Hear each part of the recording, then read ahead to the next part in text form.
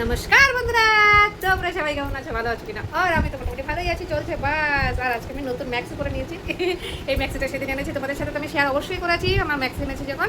আর আজকে আমি এই কালারটা পরে নিয়েছি, আর এই কালারটা কেমন লাগছে তোমরা কমেন্ট করো, অবশ্যই জানাবো বন্ধুরা। আর ওইটাও পরা হয়ে গেছে, আর এটা আজকে পরেছি। চলো তোমরা দেখে থাকো। আজকে আমি ভিডিও পোস্ট করবো, ভিডিও এখন এডিটিং করবো, করে তারপরে ভিডিও পোস্ট করতে করতে ওই ছোটো বেরিয়েই যাবে আমার মোটামুটি। যাক, আজকে একটুখানি তাড়াতাড়ি করবো ভিডিও পোস্টটা। কালকে তো করতেই পারিনি, হয়নি, শরীরটা ভালো ছিল না। আমি তোমাদের ডেলি বলি যে আমার শরীর ভালো না বা কিছু, কী করবো, ভালো লাগছিল। কালকে শরীর ভালো না, মানে মনটা ভালো লাগছিল না, জানি না কেন, মানে সেরকম কাজ ছিল। আর কালকে ভিডিও পোস্ট করেছি বন্ধুরা, আমি ভুলে যাচ্ছি। কালকে তো সকালে ভিডিও পোস্ট করেছি, বিকালেটা করিনি। সকালে অবশ্যই করেছি আমি, আমি ভুলে গেছি। বিকালে করিনি, সকালে আমি করে দিয়েছি কালকে পোস্ট। আজকে তো বিকালেই যাবে, আজকে যে টাইমে যায় সেই টাইমেই যাবে। আর যা যা করেছি, যা যা কাজ করেছি সবই আজকে তোমাদের সাথে শেয়ার করবো যতটা পারি। আর তোমরা দেখতে থাকো আমার ভিডিও, লাইক কমেন্ট শেয়ার ও সাবস্ক্রাইব অবশ্যই করবো বন্ধুরা। প্লিজ সাবস্ক্রাইব করে যাবো, যারা নতুন আমার ভিডিও দেখো কমসে কম সাবস্ক্রাইব করে যাবো। আর কিছু বাকি আছে, কাছে কাছে একটু ঘনাচ্ছে না, তোমরা তো দেখছোই না, বাস একটু দেখো, সাবস্ক্রাইব করো, শেয়ার করো, কমেন্ট অবশ্যই করবা। ভালো মন্দ যা হয় সেটাই আমাকে লিখে দিয়ে চলে যাবো তোমরা। চলো সাথে থাকো, দেখতে থাকো। এই ভিডিওটা হলো কালকের বন্ধুরা, কালকে আমি কি কি রান্না করেছি সেটাই তোমাদের সাথে শেয়ার করলাম। আর আগে আরেকটা ভিডিও আছে যেটা হলো কালকে সন্ধেবেলা আমি কি বানিয়েছিলাম, কি খেয়েছিলাম সেইটা। আর কালকে এখানে সয়াবিন আর আলু টালু দিয়ে তরকারি করেছি, কাঁকরোল আলু ভাজাটা যায় এসব। নমস্কার বন্ধুরা, তোমরা সবাই কেমন আছো? ভালো আছো কিনা? আর আমি এখানে সন্ধেবেলা বানাচ্ছি চিড়ের পোহা বানাচ্ছি। মানে এইটা চিড়ের পোলাও বলে, পোহাও বলে, অনেকে অনেক রকম বলে। আর আমি এখানে চিড়ের পোয়া বানাচ্ছি। অনেক দিন ধরে চিড়েটা ঘরে এনে রেখেছি, কিন্তু ঘরে এনে চিড়ে রাখলে চিড়েগুলো তিতেও হয়ে যায়। আর আমি খাবো খাবো বলছি, কিন্তু খাওয়াই হচ্ছে না। আর আমি একা মানুষ, ওর জন্য করা হচ্ছে না, খাওয়া হচ্ছে না। যার জন্য আজকে সন্ধেবেলা ভাবলাম যে না, করে নেই, করে খেয়ে নিই, না তো চিড়েগুলো নষ্ট হয়ে যাবে, আমার খারাপ হয়ে যাবে। যার জন্য এখানে দেখো চিড়েটা আগে ভিজিয়ে আমি জল দিয়ে ধুয়ে সুন্দর করে ভিজিয়ে রেখে দিয়েছিলাম। আর ওইখানে আমি পেঁয়াজ, মানে সোমবারে দিয়েছি আমি শুকনো লঙ্কা, সর্ষে আর মানে কারিপাতি, মানে সোমবারটা ওটা দিয়ে তারপরে আমি পেঁয়াজ, কাঁচা লঙ্কা চিড়ে আর কারিপাতি দিয়েছি, দিয়ে একটুখানি নেড়ে তারপরে চিড়েটা দিয়ে দিলাম। চিড়েটা দিয়ে একটুখানি লবণ, হ্যাঁ চিড়েটা দেওয়ার আগে একটুখানি হালকা হলুদ দিয়েছি, না তো কালার আসবে না, কেন কি চিড়ে তো সাদা, তো ওর জন্য একটু হালকা হলুদ দিয়ে দিয়েছি। তাহলে মানে কালারটা সুন্দর আসবে, পর কালারটা মানে ভালো আসবে আর কি। আর বাদামটা তো আগে ভেজেই নিয়েছি, তোমরা দেখে নিলে। আগে মানে তেলে বাদামটা ভেজে উঠিয়ে রেখেছি, একদম মুচমুচে করে রেখেছি। আর এখানে চিড়েটা একটুখানি হালকা ভেজে নেবো, ভেজে তারপরে লবণ টবণ তো দিয়েই দিয়েছি। দেওয়ার পরে এখানে দেখো একটুখানি আমি হালকা হাতে মানে নেড়ে নিচ্ছি, কেন কি একটু নেড়ে নিলে তাহলে ভালো লাগবে, মানে স্বাদ লাগবে আর কি খেতে। আর এখানে এখন আমি দেখো বাদামটা দিয়ে দিয়েছি। এই যে এই বাদামটা আমি ভালো করে সুন্দর করে তেলে ভেজে রেখেছিলাম মুচমুচে করে, আর সেই বাদামটা এখন আমি এখানে দিয়ে দিয়েছি। আর বাদামটা দেওয়া মানেই প্রায় চিড়ের পোলাও হয়ে গেছে, মানে চিড়ের পোয়াটা হয়ে গেছে আর কি। আর এটা অ্যাকচুয়ালি মারাঠি ডিশ, মানে মারাঠিরা এরকমভাবে পোয়া বানিয়ে খায়। আর এখানে একটুখানি লেবু দিয়ে দিয়েছি, মানে লেবু দিলে স্বাদটা সত্যি কথা বলতে গেলে দুর্দান্ত হয়। লেবুর স্বাদ তো তোমরা জানোই, যে কোনো জিনিসে লেবু দিলে তার স্বাদটাই অন্যরকম হয় আর কি, টেস্টটাই মানে আলাদা হয়ে যায়। আর এখানে দেখো বাস আমার হয়ে গেছে পোয়া, একদম কমপ্লিট রেডি, বাদাম টাদাম দিয়ে মানে লেবু দিয়ে। আর এখানে বাবার জন্য চা আর বিস্কিট করে নিয়েছি। বাবা চিড়ে পোয়া খাবে না, কেন কিনা চিড়ে বাবা খায় না। আর এটাতে পেঁয়াজ দেওয়া আছে, এমনি বাবা খাবে না। আর বাবাকে চা বিস্কিট দিয়ে দিয়েছি, দেওয়ার পরে আমি এখানে নিজে নিয়ে বসে পড়েছি এই যে চিড়ের পোলাও, মানে চিড়ের পোলাও না, চিড়ের পোয়া। আর এখানে বাবা আমাকে জিজ্ঞাসা করছে এখন কটা বাজে স্বপ্না। তারপরে আমি বাবাকে বললাম বাবা এখন বাজে 8টা। আর এটা আমরা 8টার সময়ই খাচ্ছি, কেন কি আমি একটু দেরি করে খেলাম রাত্রে, আর আমি কোনো ডিনারে কিছু নেবো না, বা সেটাই খেয়ে নেবো। আর বাবাও চা বিস্কিট একটু দেরি করেই দিয়েছি, কেন কি না বাবা একটুখানি দেরি করে ঘুম থেকে উঠেছে, তো ওর জন্য দেরি করে দিয়েছি। তারপরে তো খাবে 10টার সময় রুটি, ওর জন্য। আর এখানে চিড়ের পোলাওটাতেও বন্ধুরা সত্যি কথা বলতে সব কিছু বরাবর একদম ছিল, আর এত টেস্টি হয়েছে না, দুর্দান্ত হয়েছে। কালকের এই চিড়ের পোয়াটা রয়ে গেছে, আর এখানে এই যে আমার জন্য দলিয়া রেখেছি, এই দলিয়াটা খেয়ে নেবো। এখানে সকালে বাজার থেকে এসে নাস্তা মানে টিফিন বানিয়ে দালিয়া তো খাওয়া হয়ে গেছে। এবার দালিয়া খেয়ে বাবাকেও দালিয়া দিয়ে দিয়েছিলাম, আমিও খেয়ে নিয়েছিলাম। খেয়ে দিয়ে এখানে বাসন হয়ে গেছে, তারপরে বাসনগুলো ফটাফট ধুয়ে নিচ্ছি, কেন কি ওই একদিকে রান্নাও চাপিয়ে দিয়েছি, রান্না ভাত বসিয়ে দিয়েছি ফটাফট, কেন কি একই মানে সাথে করে নিলে তাইলে হয়ে যায়, না তো ওই একটুখানি টিফিন খেয়ে বসে থাকলে সে সারাদিন মানে বসে 1-2 ঘন্টা কেটে যায় ফোন ইউজ করতে করতে, ওখানে রান্নার দেরি হয়ে যায়। যার জন্য এখানে আমি ফটাফট কী করেছি, টিফিনটা করে ওই গ্যাসেই আমি ভাতটা বসিয়ে দিয়েছিলাম। ভাতটা বসিয়ে এখানে তারপরে টিফিনটা খেয়ে তারপরে ওই যে সকালে বাসনগুলো সব ধুয়ে নিয়েছে, টিফিনের বাসন। আর এখানে পেঁপেটা কেটেছিলাম বন্ধুরা, পেঁপেটা কেটেছিলাম শুক্তো করব বলে।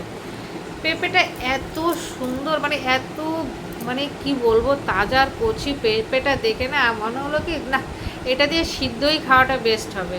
তারপরে সিদ্ধই করে নিলাম, তরকারি আর শুক্তো আর করলাম না।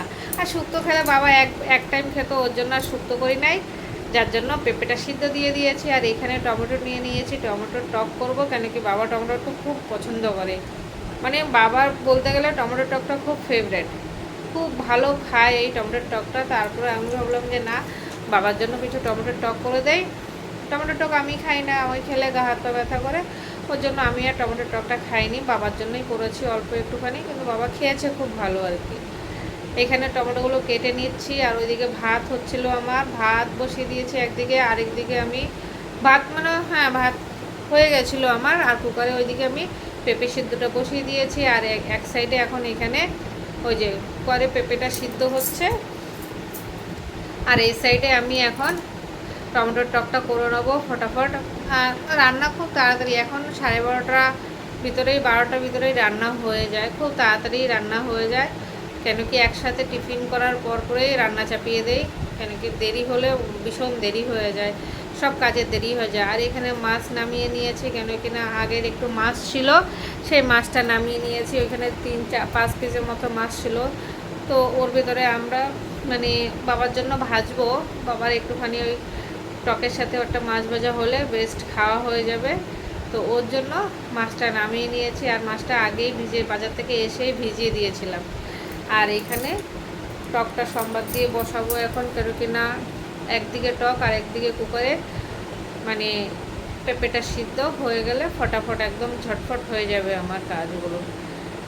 আর এখানে আমি সব কিছু করে নিয়েছি। আর এখন এখানে এই যে সম্বাদ দিয়ে দিলাম সর্ষে। আর এই টমেটোর টকটা করতে কোনো মশলা টশলা কিছু লাগে না, একদম হালকা পাতলা।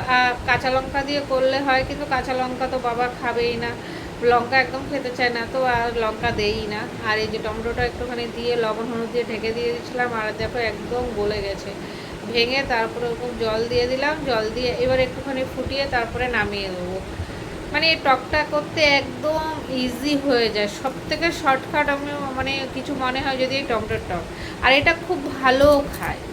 আর এখানে আমি মাছটা নিয়ে নিচ্ছি, কেন কি টকটা ওইদিকে হতে হতে আমি ভাবলাম যে না মাছটা রেডি করে নেই, তাহলে মাছটা ভাজবো। আর এখানে 3 পিস মাছ নিয়েছি, হ্যাঁ 4 পিস মাছ ছিল, মাথা শুদ্ধ 5 পিস ছিল, তো মাথা আর 1 পিস পেটের মাছ ওইটা আমি রেখে দিয়েছি ফ্রিজে। আর এখানে 3 পিস মাছ নিয়ে নিয়েছি, 3 পিস ভাজবো, 3 পিস ভাজলে হয়ে যাবে। এবার আমি ভাবলাম বাবার হয়তো মানে দুপুরে মানে আরেক পিস হয়তো লাগবে, কিন্তু না, দেখলাম বাবার লাগে নাই, ওই 1 পিস দিয়েই বাবা খেয়ে নিয়েছে। আর ওই পিসটা বড়ও ছিল, পিঠের পিসটা, ওটা দিয়ে বাবা খেয়ে নিয়েছে।